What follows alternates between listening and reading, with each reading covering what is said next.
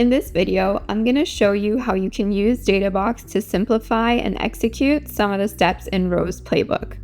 We'll cover how to track and visualize key metrics in your bow tie, how to use comparison periods to identify problems or opportunities for improvement, and how to facilitate monthly and quarterly discussions by automating your reporting process.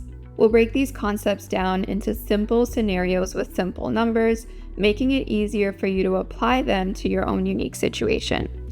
I'll be using sample data from a Google Sheet, but you can use your own data sources when recreating these examples for yourself. In the Winning by Design methodology, Rose suggests tracking 4 key metrics across each stage: volume, conversion, time, and cost. To set this up in Databox, we can use data boards. You can see here I've already created a data board, so let's just go ahead and see how I did that. Okay, let's assume that we're a SaaS company and we want to track the 4 key metrics for our PLG motion. Using a funnel visualization, we can add our volume metrics to each stage and have it automatically calculate the conversion rate, which will make it a little bit easier for us. Here you can see I've already built part of my funnel.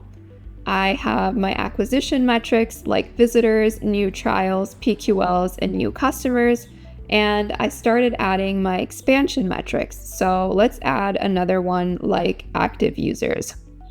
Okay, for now, I'll leave this funnel as is, but if we wanted to finish building the expansion side of the funnel, we would just continue to follow these same steps.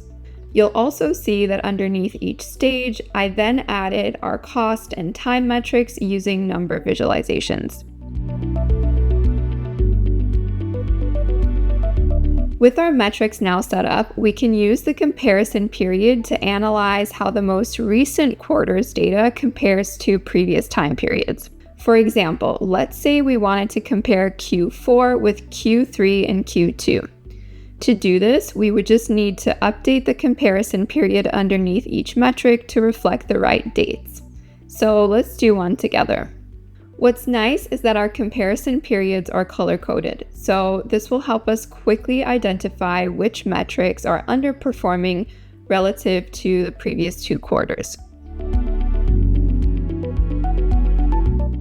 Ro also recommends looking at the data both on a monthly and a quarterly basis. With Databox, you can easily set up scheduled snapshots to automatically send your data boards to executive on your preferred time interval. You can send a snapshot via email or Slack, and for our example, I'm going to choose both channels.